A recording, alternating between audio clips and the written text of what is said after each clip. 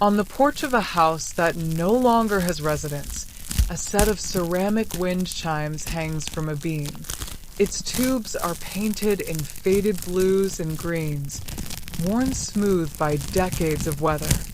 No wind passes through this valley in the evenings, yet each night at twilight, the chimes sound, not loudly, but softly, as if stirred by breath alone. The porch itself wraps around two sides of the house like a gentle embrace, its floorboards silvered by decades of sun and rain, each plank slightly warped from seasonal swelling and contraction. Gaps between the boards have widened over time, allowing blades of stubborn grass to push upward from below, their green tips trembling in the slightest breeze. The house stands with its windows reflecting only sky and passing clouds, its rooms holding the faint imprint of lives fully lived.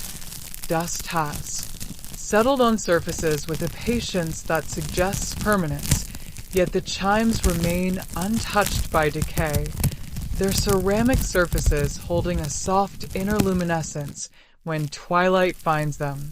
The chimes consist of 7 tubes of varying lengths, each hand-painted with intricate patterns that have softened with time into watercolor impressions of what they once were. The blues have faded to the color of distant mountains at dusk, the greens to the soft hue of moss on north-facing stones. Tiny brushstrokes reveal where names were carefully inscribed, not carved deeply, but painted with a tenderness that suggested the act of writing was itself a form of remembrance. When untouched, they hang in perfect repose, yet carry a vibration so subtle it can only be felt by those who know how to listen with more than their ears. The chimes belong to a woman who believed some names were too precious to speak aloud. Her name was Clara, though most who knew her simply called her the keeper of names, a title spoken with a quiet reverence reserved for those who understand that some loves are too deep for ordinary language. She'd lost her daughter young to a fever that swept through the valley one harsh winter, and in the years that followed, she found she could no longer say the girl's name without the words catching in her throat like burrs. So she painted it on the wind chimes instead, along with the names of others she'd loved and lost, a husband who'd sailed away and never returned, a sister who'd moved across the country and faded from correspondence, a friend who'd been her anchor through difficult years. She'd sit on the porch each evening as twilight softened the edges of the world, her hands resting in her lap, her eyes closed as the breeze moved through the chimes.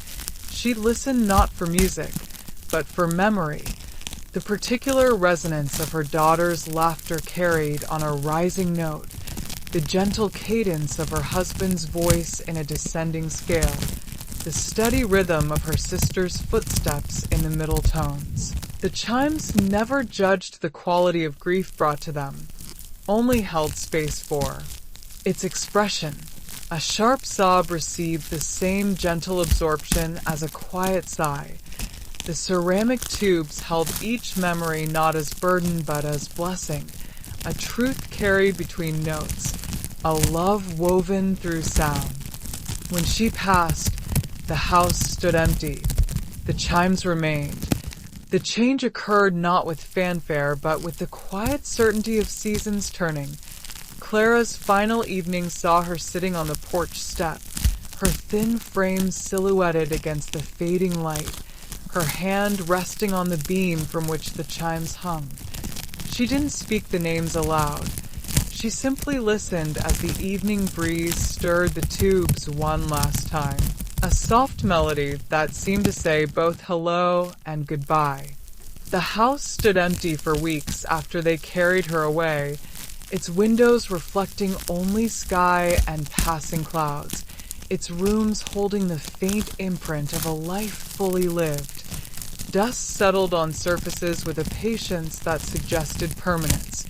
Then, On the first twilight after her passing, as the last light of day softened the edges of the world, the chimes began their soft sounding, not tentatively, but with the same sure rhythm they had known for decades, as if the space between breath and memory had never been broken. A man came here last autumn after losing his brother to a long illness. His name was Samuel. Though he'd begun to feel like a collection of unfinished conversations rather than a person, a series of words left unsaid, moments cut short, promises unkept. They'd been close as boys, building forts in the woods behind their childhood home, sharing secrets beneath starlit skies, drifting apart as adults into separate cities and separate lives, reconnecting only in the final months when the illness had already taken root. There hadn't been time for everything that needed to be said. The man carried that unfinished conversation like a stone in his pocket, turning it over in quiet moments when no one was watching, its edges worn smooth by constant handling, yet still heavy with regret. He'd inherited the house unexpectedly. A distant aunt he'd met only once at a family reunion 30 years earlier, a woman whose kindness had left an impression but whose life had remained a mystery. He came to clear it out, to prepare it for sale, his rental car crunching on the gravel drive as he pulled up to the porch he'd only seen in faded photographs. The key turned smoothly in the lock, a sound that seemed to acknowledge his arrival without judgment.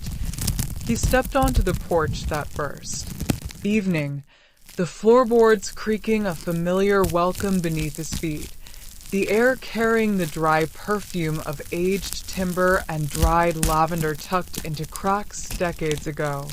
As he stepped onto the porch that first evening, the chimes sounded though the air was still. He froze, listened. The notes weren't a melody. They were something closer to a question, a gentle asking. He sat on the porch step and simply waited, his hands resting on his knees, his breath slowing to match the rhythm of the fading light. The chimes sounded again, softer this time, almost hesitant, as if testing the space between them, and in that sound, he felt something shift, not a voice speaking. His brother's name, not a vision or a sign, but a space opening up, a quiet invitation to say what he'd been carrying without fear of it being too much or too little. He didn't speak aloud. He simply thought the words, "I miss you. I wish we'd had more time. Thank you for coming back to me at the end." The thoughts rose not from his head but from some deeper place, the particular quality of light in their childhood bedroom on Sunday mornings, the weight of his brother's hand on his shoulder after their father's funeral, the sound of his laughter rising through the house like music itself. The chimes stirred once more, a single clear note hanging in the air like an answer, not resolving the grief, but acknowledging its presence. The note carried no specific memory of his brother, no song they'd sung together, no place they'd visited, but it carried the essence of their connection, the particular cadence of shared silence, the gentle arc of forgiveness offered and received, the quiet certainty that some bonds transcend even death. He sat there until the light faded, the stars emerging one by one above the valley, the chimes falling silent as true darkness settled. When he finally stood to go inside, the weight in his pocket felt different, not gone, but acknowledged, honored. The stone of regret had not vanished, but its edges had softened, its weight redistributed into something he could carry without breaking beneath it. He didn't feel healed or whole. He simply felt witnessed, held in a space where his grief was not a problem to be solved, but a truth to be honored. He never sold the house. He visits every few months, always in the evening. He sits on the porch and listens.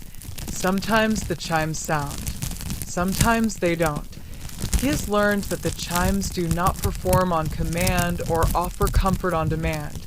They simply exist as a threshold between what was and what remains, a space where names may be held without the pressure of pronunciation, where love may echo without demanding response. Some names don't need to be spoken to be heard.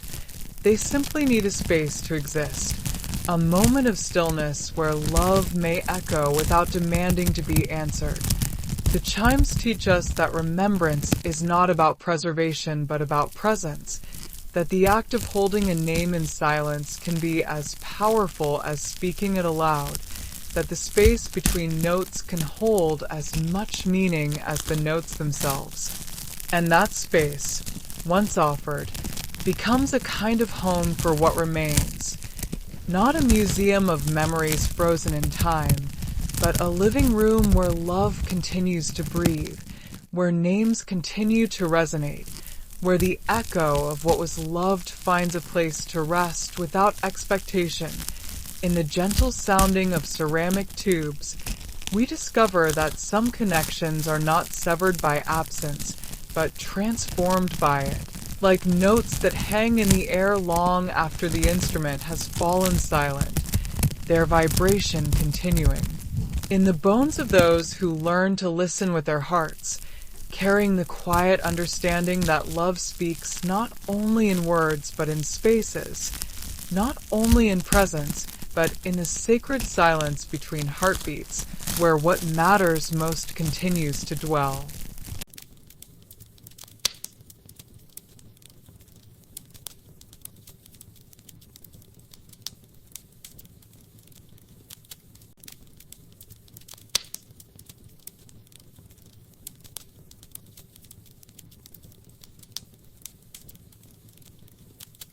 On a desk in a study that no one enters anymore, a glass inkwell sits with its stopper sealed tight.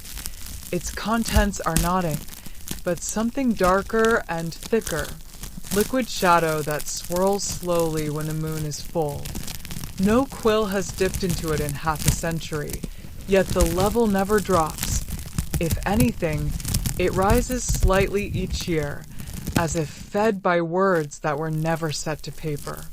The study itself rests behind a door that hasn't been opened in seasons, its wooden panels darkened by time to the color of strong tea, the brass knob tarnished to a soft patina that holds the ghost imprint of countless hands.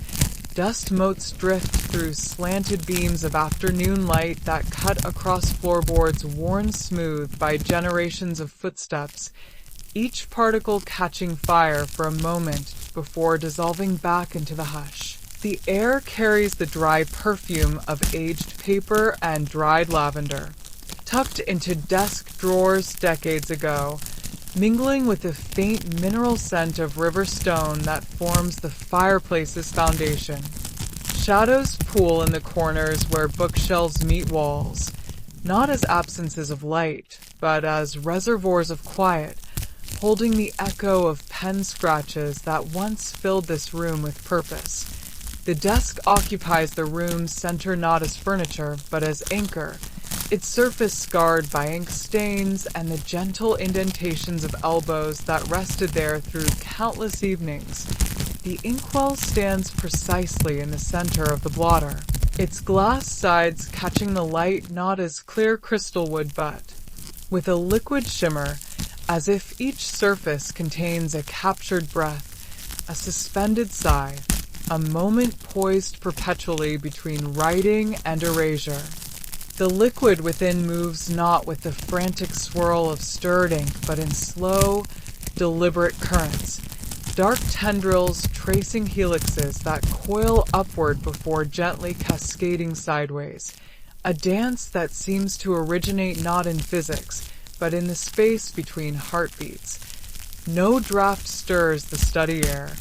The single window remains latched tight against the elements, yet the shadow continues its silent ballet, a chorus of almost words, nearly sentences, almost. When a hand approaches without touching, the nearest currents lean toward the warmth like flowers seeking sun, their movement barely perceptible, yet undeniably intentional. It does not measure hours or minutes. It simply swirls, holding space for what cannot be quantified, regrets that have no recipient, apologies that have no audience, love that has no destination. The study belonged to a man who wrote letters he never sent. His name was Arthur, though most who knew him simply called him the scribe, a title spoken with the quiet reverence reserved for those who understand that some truths can only be told through the act of writing itself. He'd sit at this desk each evening after dinner, the only light coming from a single green-shaded lamp that cast a pool of gold upon the blotter, his hands, mapped with fine blue veins and knuckles softened by years, moving with the unhurried grace of water finding its level. He dipped his pen not with flourish, but with reverence, the nib touching the liquid shadow and emerging not with ink, but with possibility. He wrote to people who had moved away, passed on, or simply drifted beyond reach. A childhood friend who'd sailed for distant shores, a sister who'd married and moved across the country, a mentor whose wisdom had shaped him but who had died before he could express his gratitude. He wrote not to communicate, but to release, to give form to thoughts that would otherwise circle endlessly in his mind, to translate the chaos of unspoken words into the order of sentences. When each letter was finished, he'd hold it over the inkwell and let the words dissolve back into liquid, the paper remaining blank. The process was not magic but ritual, the slow absorption of ink back into shadow, the gentle release of words from page to vessel, the quiet acknowledgement that some communications are complete in their writing alone. He never saved the blank pages. He simply placed them in the fire and watched the flames consume what had never been meant to exist beyond the moment of creation. He believed some things needed to be written, even if never read. The act itself was the purpose. He understood the distinction mattered. Communication seeks connection, while release seeks peace.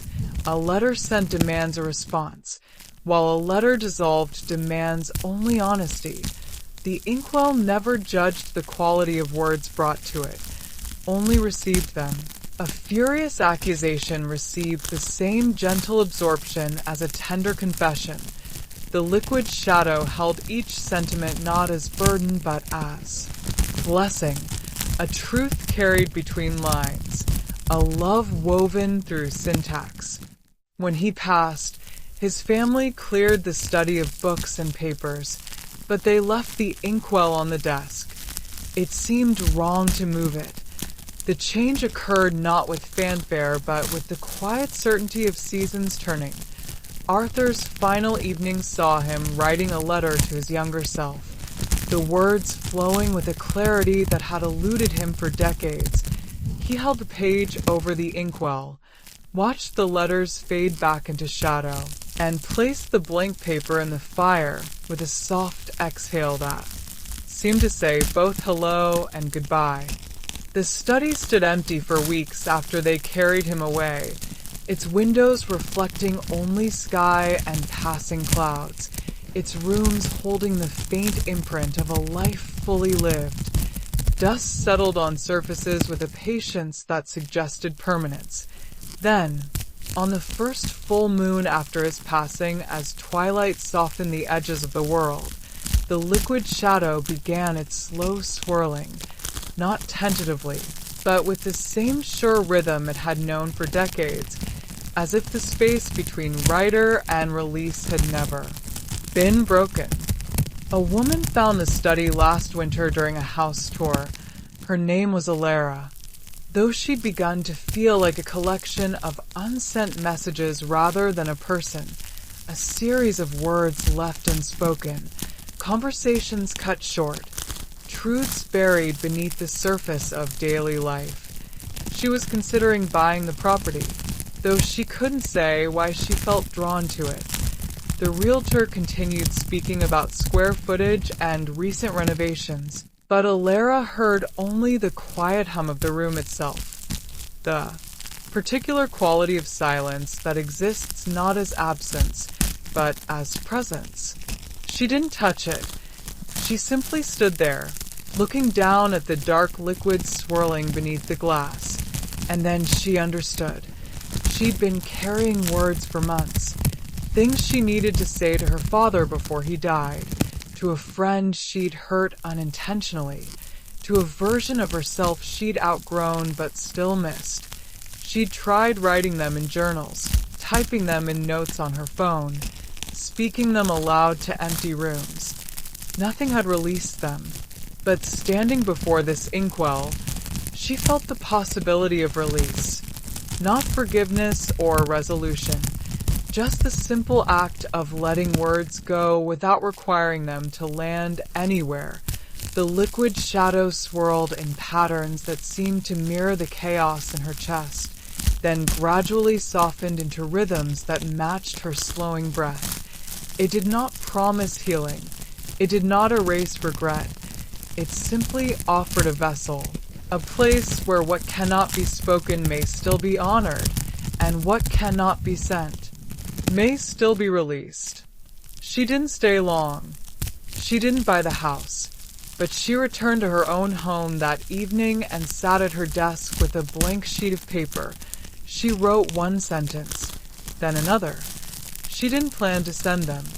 She simply wrote until her hand grew tired and her chest felt lighter.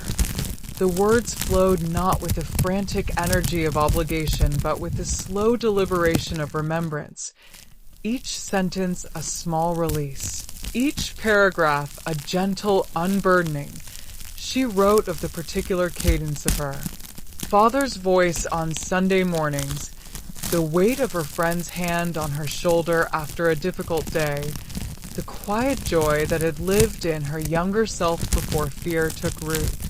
When she was finished, she held the page over a candle and let it burn to ash. The flames consumed the paper not with violence, but with reverence, each word returning to smoke and memory, the ash settling in the tray like a promise kept. She did not feel healed or whole. She simply felt lighter, not because the words had vanished, but because they had been witnessed, if only by fire and her own heart. The inkwell remains on its desk, waiting for the next person who carries words too heavy to keep inside. It does not discriminate by age or circumstance, only by the quality of silence brought to its presence.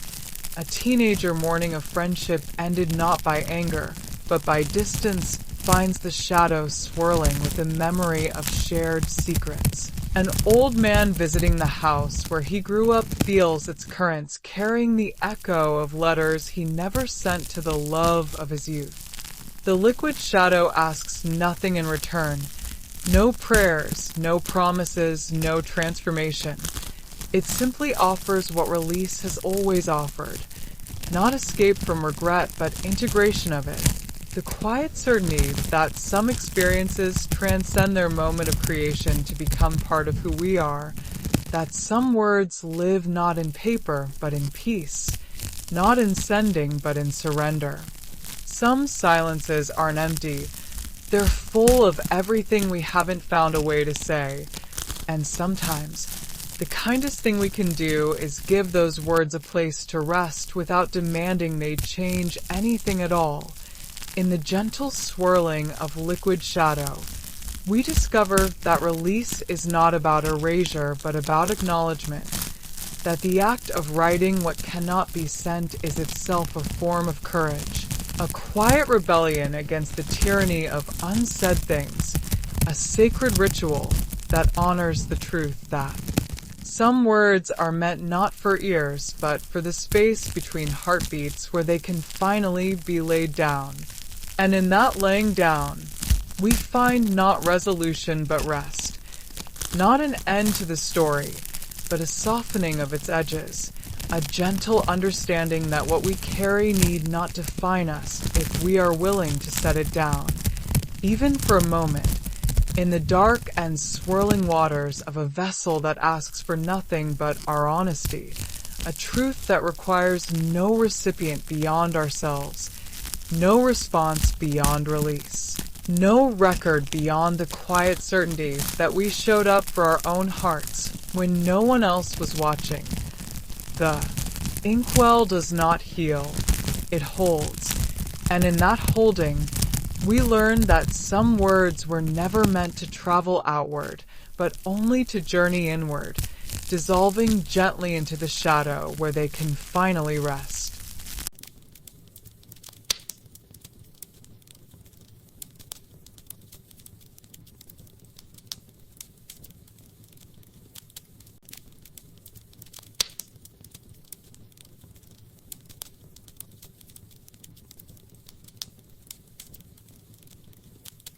In the center of an overgrown garden, a stone sundial stands tilted slightly toward the east.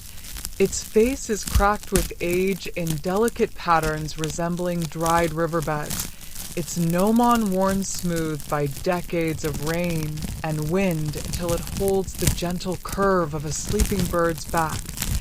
No hands mark its surface, only shadows that shift with the sun's passage, tracing arcs that measure not hours, but the quality of moments spent in their presence.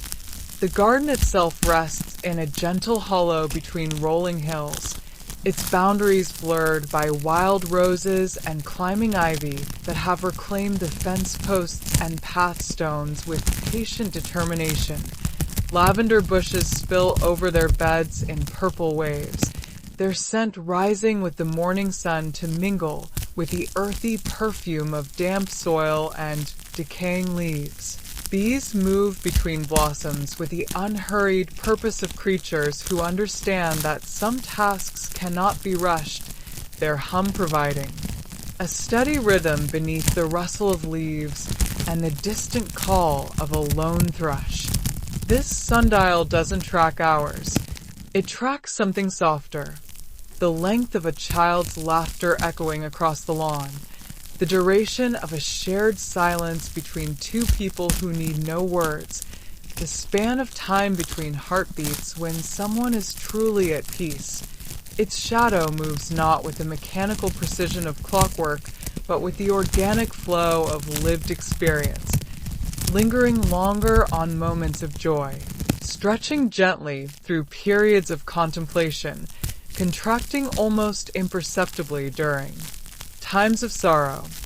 The stone absorbs not just sunlight but resonance, the particular weight of a hand resting on its edge during a moment of decision, the vibration of whispered words carried on the breeze, the warmth of tears that have fallen upon its surface and been absorbed into the cracks. The garden belonged to a woman who stopped wearing a watch after her 60th birthday. Time had become too rigid for her, too filled with appointments and deadlines and the relentless forward march of minutes that left no space for wonder or wandering. She wanted to feel time differently, to experience it as a companion rather than a taskmaster, as a river to float upon rather than a road to race along. So she sat in this garden each day and simply noticed how long the bees stayed on that lavender before moving to the next bloom, how many breaths it took to watch a cloud dissolve into nothingness, how the light changed on her hands as she weeded the flower beds with fingers that knew each plant by touch. She never carved words into the sundial.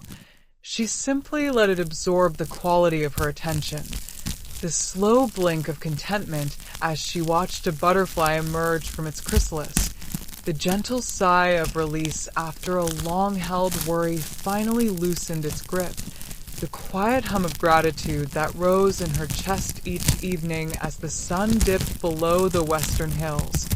The stone learned her rhythms as a friend learns another's heartbeat. Not through measurement, but through presence. Not by counting, but by feeling. She understood that time spent in true attention leaves an imprint deeper than any inscription. Resonance that continues long after the moment has passed. When she passed, the garden grew wild with a gentle ferocity. Roses climbed the fence without guidance, their thorns catching the morning light like tiny diamonds. Ivy swallowed the path stones whole, weaving a green tapestry that softened every edge and muffled every footfall. Brambles tangled with honeysuckle in a fragrant embrace that discouraged casual visitors, yet invited those who moved with patience and reverence. But the sundial remained clear of overgrowth, as if the plants themselves understood it should be left visible, a sacred space where time could be honored in its truest form. No vine dared to cross its shadowed face. No leaf fell upon its surface without being carried away by the next breeze, as though the garden itself kept watch over the stone that had measured its most precious moments. A man came here one afternoon after a year of what he called productive exhaustion. His name was Julian. Though he'd begun to feel like a collection of completed tasks rather than a person, a series of checkboxes marked, deadlines met, goals achieved without ever feeling the satisfaction they promised. He'd achieved everything he'd set out to do. Promotion secured after years of late nights. Mortgage paid off with disciplined saving. Savings account healthy enough to weather any storm.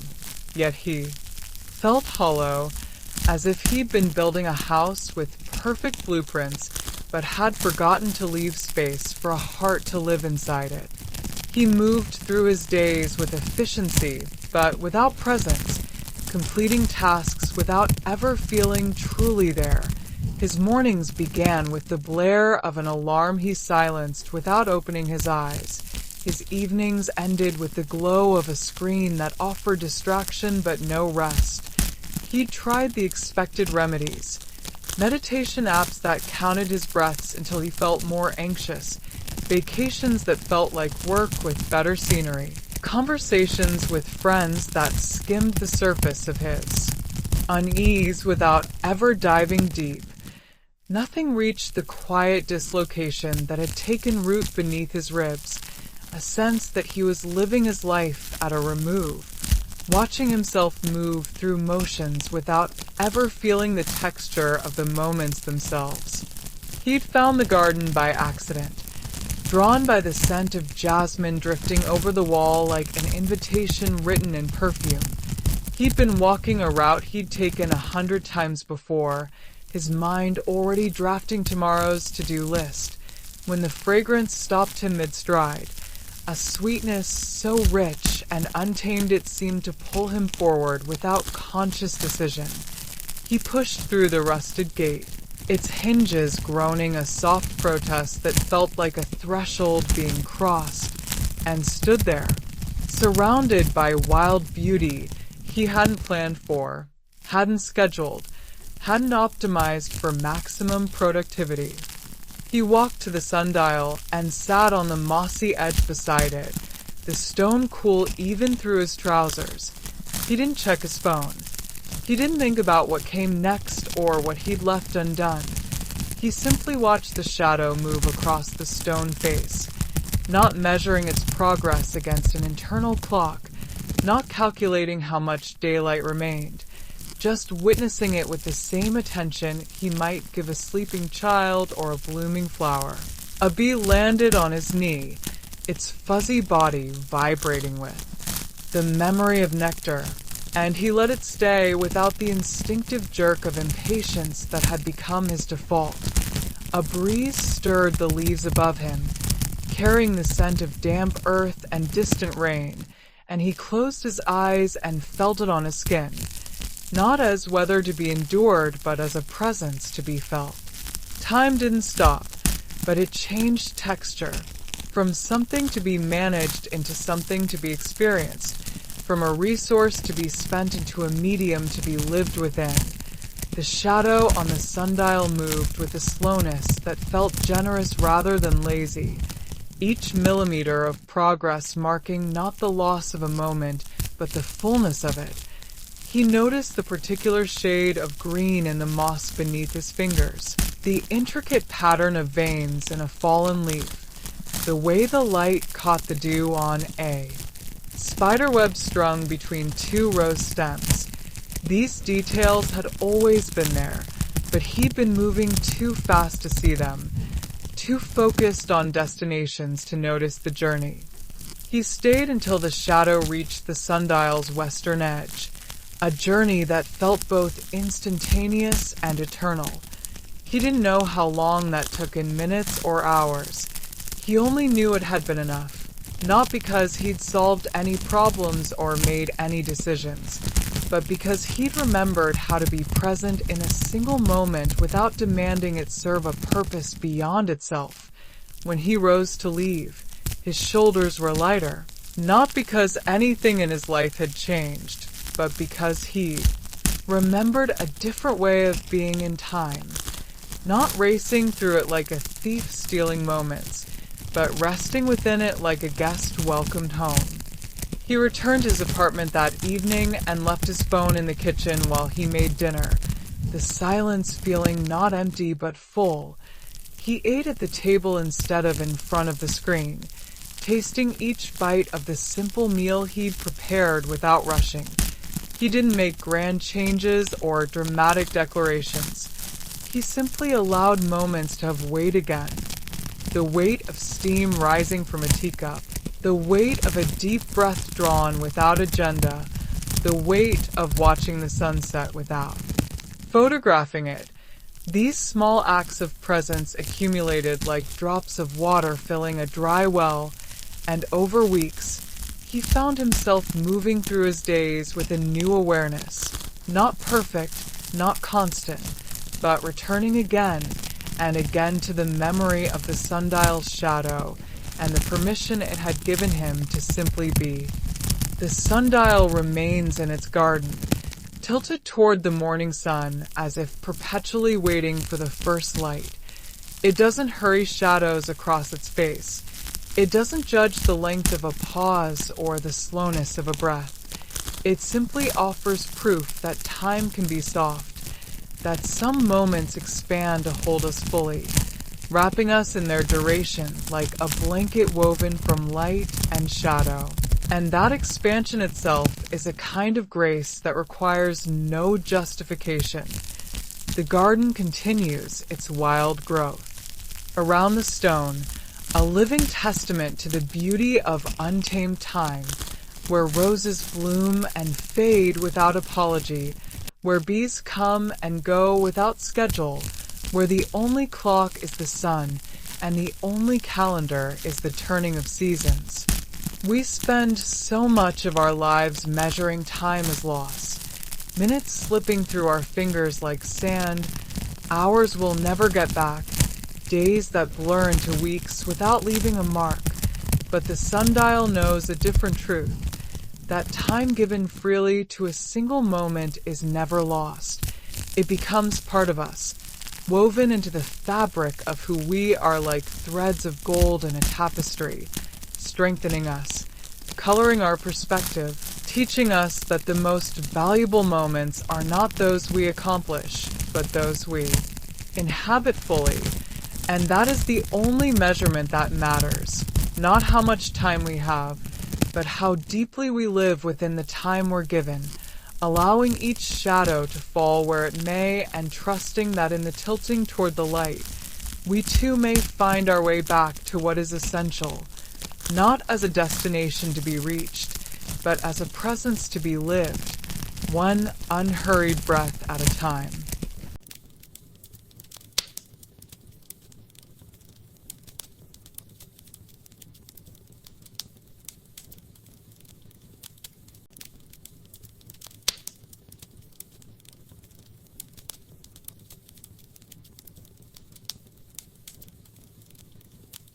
In a cabinet behind glass doors, a porcelain teacup sits on a shelf with its saucer. Its pattern is faded roses and vines in delicate brushstrokes softened by decades of gentle use. Its handle slightly chipped from years of being lifted to lips and set down with care. No one has drunk from it in decades, yet on certain mornings when the sun strikes the cabinet just right, steam rises from the cup, not from heat, but from memory. The vapor carries the essence of countless mornings shared over tea, of hands that once cradled its warmth with reverence, of conversations that unfolded slowly in the space between sips, each word given room to breathe before the next was spoken. The cabinet itself stands in a dining room where morning light filters through lace curtains in fractured patterns, its glass doors reflecting the room's quiet emptiness while protecting the treasures within. Dust motes drift through slanted beams that cut across the polished wood floor like liquid gold, each particle catching fire for a moment before dissolving back into the hush. The air carries the dry perfume of aged porcelain and dried lavender tucked into the cabinet's corners decades ago, mingling with the faint mineral scent of the china itself, a fragrance that speaks of continuity rather than decay. The teacup occupies a place of honor on the middle shelf, its saucer cradling it with the gentle certainty of a hand holding something precious. When untouched, it rests in perfect repose, yet carries a vibration so subtle it can only be felt by those who know how to listen with their fingertips rather than their eyes. The steam that rises on sunlit mornings does not dissipate immediately, but lingers in the air like a whispered secret, carrying the particular warmth of a shared silence, the gentle cadence of a conversation that needed no resolution, the quiet certainty that some moments are made sacred simply by being fully inhabited. The cup belonged to a woman who believed tea was never just tea. Her name was Eleanor, though most who knew her simply called her Nana, a title spoken with a quiet reverence reserved for those who understand that the smallest rituals hold the deepest meaning. She'd start each day with a cup of Earl Grey, holding it with both hands as if in prayer, watching the steam curl upward in delicate spirals before taking the first sip.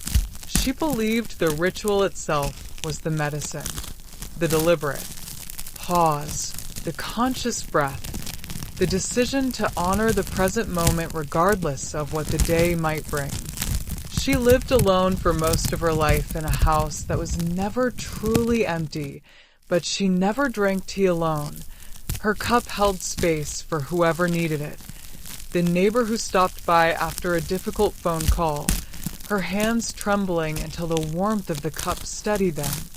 The student who came to discuss a paper and stayed to talk about life. The steam rising between them like a bridge of understanding. The friend who showed up unannounced with tears in her eyes and no words to explain them. Finding solace not in advice, but in the simple act of sharing a quiet moment over tea. The woman never asked questions. She simply poured tea and waited. Her silence a gift rather than an absence. Her presence a steady anchor in the storm of another's emotions. The teacup never judged the quality of sorrow or joy brought to it, only received it.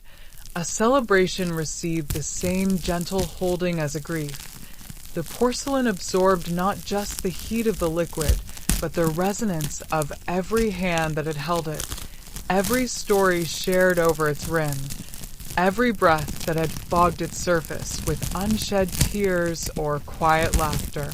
Eleanor understood that some connections are forged not in grand gestures, but in small, repeated acts of presence, the daily ritual of tea, becoming a language of care that required no translation.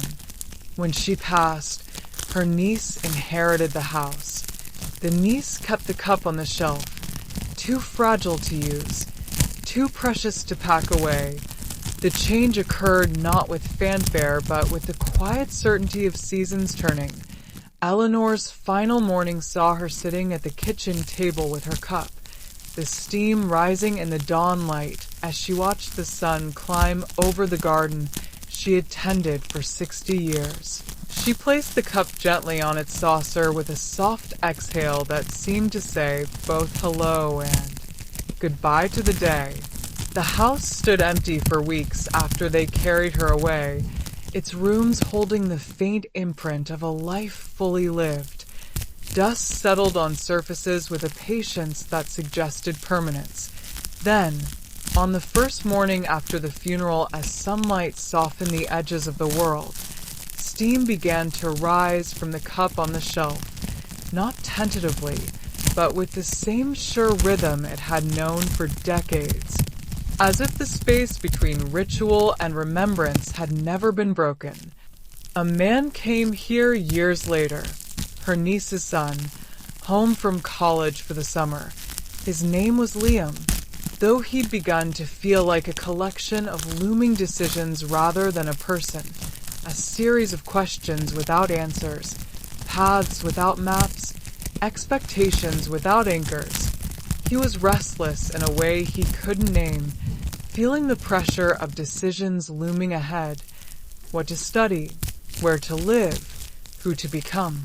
The future stretched before him not as possibility, but as obligation, each choice feeling like a door closing on other versions of himself he might have been.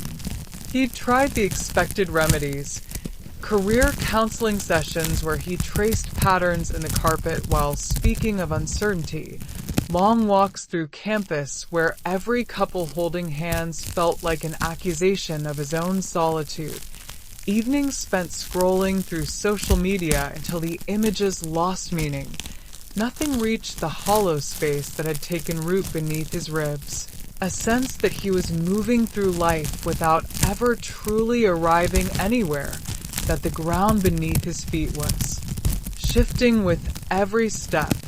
He wandered into the dining room one morning, drawn by the sunlight streaming through the window in golden shafts that illuminated dust motes dancing like tiny stars. He saw the cup on the shelf and felt an unexpected pull, not of nostalgia, but of recognition, as if something in his bones remembered a rhythm he'd forgotten. He opened the cabinet carefully, the glass door sighing open on hinges that hadn't been used in years, and lifted the cup from its saucer with hands that trembled slightly.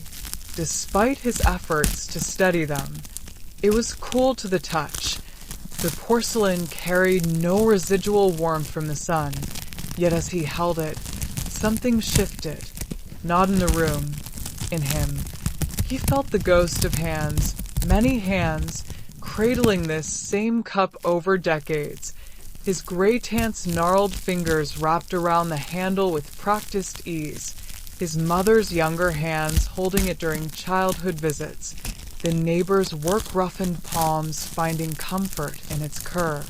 He felt the weight of mornings that had begun with quiet intention, the simple truth that some rituals anchor us not because they're elaborate, but because they're consistent, a daily touchstone that says you are here, you are present, you are enough exactly as you are in this moment. He didn't make tea. He simply held the cup until his breathing slowed from the shallow rhythm of anxiety to the deep cadence of presence.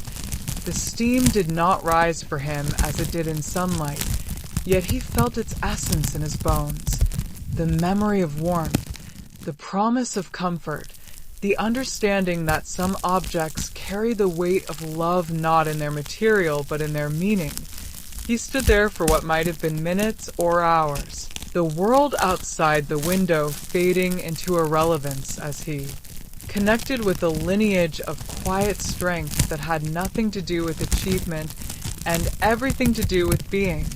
Then he placed it back on the shelf with a reverence that surprised him, his fingers lingering on the saucer for a moment longer than necessary.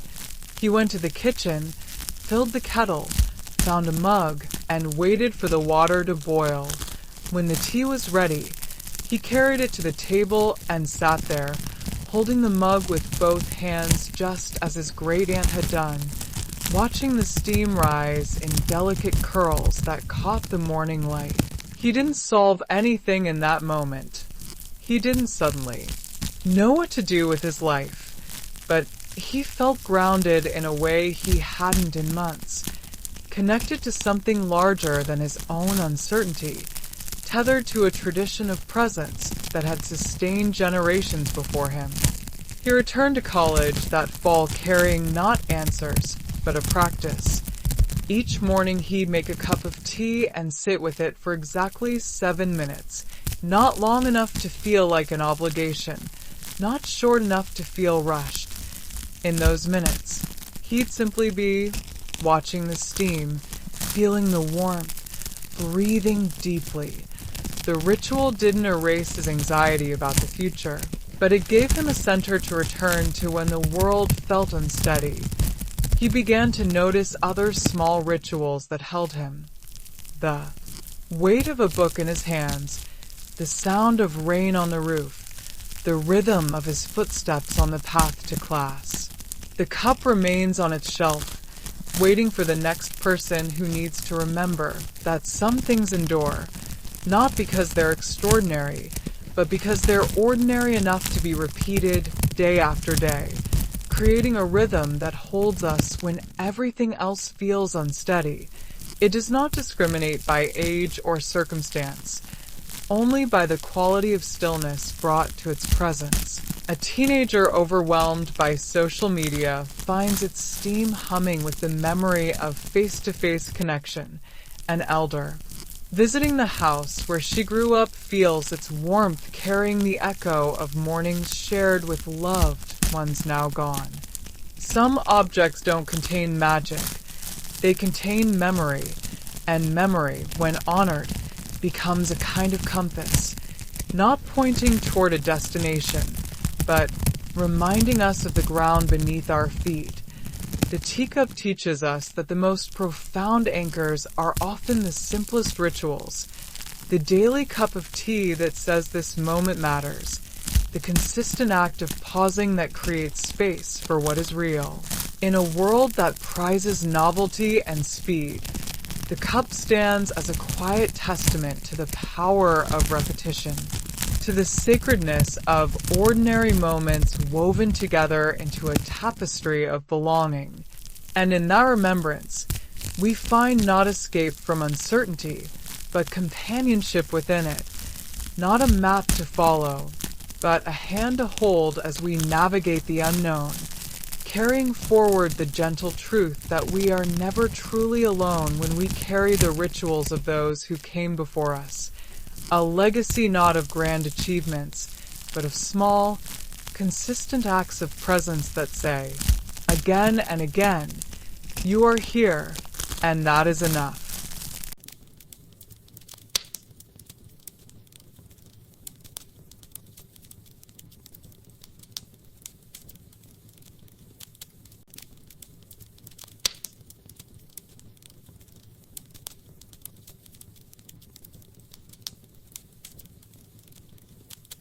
On the front door of a house at the end of a quiet lane, a brass door knocker hangs in the shape of a lion's head. Its surface is worn smooth from centuries of use, the metal darkened to the color of aged honey, yet holding a soft inner luminescence when the afternoon sun strikes it just so. Its ring dangles silently against the metal mouth, a pendulum frozen between question and answer. No one lives in the house anymore. No visitors come calling, yet on certain afternoons when the light falls, through the trees in long golden shafts, the knocker moves on its own, not loudly, but with a soft, deliberate tap that sounds less like an announcement and more like a response. The house itself stands with its windows reflecting only sky and passing clouds, its white clapboards faded to the soft gray of weathered bone, its garden grown wild with lavender and rosemary that scent the air long after sunset. The lane leading to it is narrow, bordered by ancient oaks whose branches form a canopy that filters the sunlight into dappled patterns on the gravel path. Dust motes drift through these slanted beams like slow-falling stars, each particle catching fire for a moment. Before dissolving back into the hush, the air carries the dry perfume of aged timber and dried herbs tucked into cracks decades ago, mingling with the faint mineral scent of river stone that forms the foundation. The knocker's movement is not random but rhythmic, a single tap that arrives precisely when the sun aligns with the eastern window, a sound that seems to originate not from mechanics, but from memory itself. It does not echo down the lane or startle birds from the branches. It simply hangs in the air between the knocker and the silence that follows. A vibration that travels not through air but through the bones of those who stand waiting on the step. No wind stirs the afternoon air. The single window remains latched tight against the elements, yet the ring continues its gentle descent and ascent. A ballet of almost presences, merely moments, almost was. The house belonged to a woman who never turned anyone away. Her name was Beatrice, though most who knew her simply called her the keeper of the threshold, a title spoken with the quiet reverence reserved for those who understand that some doors exist not to separate, but to connect. For 70 years, she opened her door to travelers with dust on their boots, to neighbors in need of a listening ear, to strangers with nowhere else to go. She didn't ask many questions.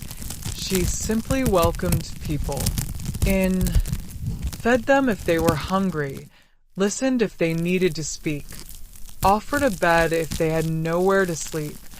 Her home was not a sanctuary of perfection but of presence, a place where worn furniture held the imprint of countless bodies finding rest, where the kitchen table bore the scars of shared meals and difficult conversations, where the air itself seemed to breathe with the accumulated warmth of unconditional welcome. The door knocker became a kind of legend in the area. People would come not just for shelter, but for guidance. They'd stand on the worn stone step, their hands resting on the lion's head as if seeking courage, and ask their question aloud before even lifting the ring. Should I take this job? Should I forgive her? Should I stay or should I go? The knocker itself seemed to absorb these questions, its brass surface warming beneath their palms as if in acknowledgement. The woman never claimed to have answers. She'd simply open the door and say, "Come in. Let's sit with it a while." She understood that some questions are not meant to be solved but to be held, that the space between asking and answering is where wisdom often grows, where the weight of uncertainty softens into clarity through the simple act of being witnessed. When she passed, the house stood empty. The door remained closed, but the knocker never fell completely silent. The change occurred not with fanfare, but with the quiet certainty of seasons turning. Beatrice's final visitor was a young man seeking direction after losing his way. She opened the door one last time, her thin frame silhouetted against the warm light within, and invited him in with the same gentle certainty she had shown for 7 decades. The next morning, neighbors found the house quiet, the door closed, the knocker resting in perfect stillness. Weeks passed. Then, on the first anniversary of her passing, as twilight softened the edges of the world, the knocker moved again, not tentatively, but with the same sure rhythm it had known for centuries, as if the space between question and welcome had never been broken. A young woman came here one afternoon after a sleepless night. Her name was Sophie. though she'd begun to feel like a collection of contradictions rather than a person, a series of wants pulling her in opposite directions, fears whispering doubts she couldn't silence, a heart torn between the familiar comfort of home and the thrilling uncertainty of what lay beyond. She'd been offered a job across the country, everything she'd worked for, everything she'd wanted, but accepting it meant leaving. Behind the life she'd built here, her friends who felt like family, her community where every face held a story, the routines that had become a kind of home. She'd spent weeks weighing the pros and cons, making lists that grew longer with each passing day, seeking advice from mentors and loved ones until their words blurred into a cacophony of shoulds and shouldn'ts. Nothing had brought clarity. The decision had become a weight she carried in her chest, a stone that grew heavier with each sunrise. That morning, after another night of staring at the ceiling, she'd driven without destination until the paved road gave way to gravel, then to the narrow lane bordered by ancient oaks. She didn't know why she'd come. She just knew she needed to be here, a pull she couldn't name but felt in her bones, a quiet insistence that this threshold held something she couldn't find in spreadsheets or conversations.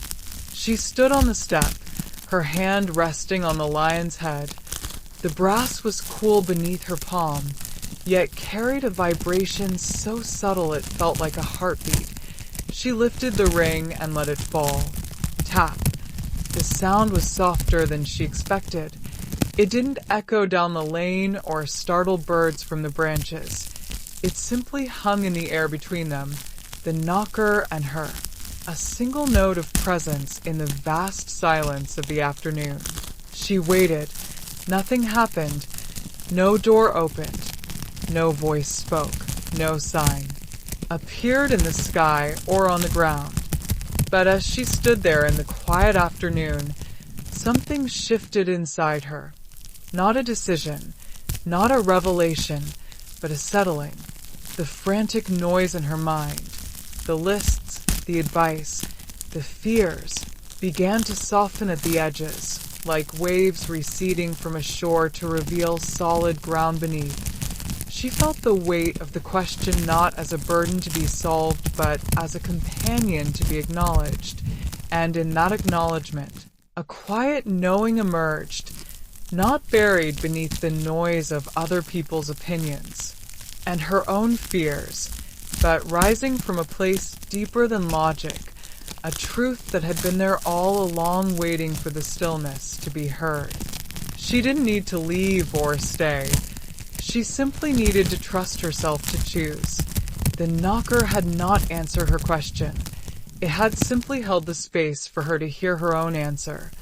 The lion's head seemed to smile beneath her fingers, not in triumph but in recognition, a silent witness to the moment she reclaimed her own authority.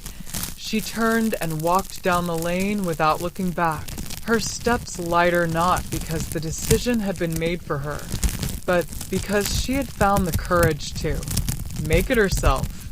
She accepted the job the next day, not because it was the right choice in some absolute sense, but because it was hers, a decision made from clarity rather than fear, from self-trust rather than external validation. She didn't leave without gratitude for the life she was leaving behind. She simply carried it with her as foundation rather than anchor. The house at the end of the lane remained empty, its windows reflecting the changing seasons, its door closed to the world. But the knocker continued its quiet work, moving on certain afternoons when the light fell just so, offering its soft tap to those who stood on the threshold carrying questions too heavy to hold alone. The knocker remains on the door, waiting for the next person who carries a question too heavy to hold alone. It doesn't provide answers. It doesn't open doors that aren't meant to be opened. It simply offers a moment of pause, a chance to stand on the threshold between what is and what might be, and to listen for the truth that has been there all along. It asks nothing in return. No prayers, no promises, no transformation. It simply offers what thresholds have always offered, a space to be, witnessed without judgment, a reminder that some questions are not meant to be solved but to be held until they reveal their own answers. Some questions don't need answering, they need witnessing, and sometimes the simple act of asking is enough to reveal the path forward, not because the universe provides a sign, but because in the asking, we create the stillness necessary to hear our own wisdom. The knocker teaches us that the most profound guidance often comes not from outside but from within, from the quiet space between heartbeats where truth resides, waiting for us to stop long enough to listen. And in that listening, we discover that we have always carried the answers we seek, not as destinations to be reached, but as compasses to be trusted. A gentle reminder that the courage to ask is itself the first step on the path, and that every threshold crossed begins with a simple, sacred act of standing still long enough to hear the whisper of our own knowing, the quiet voice that has been waiting all along to guide us home.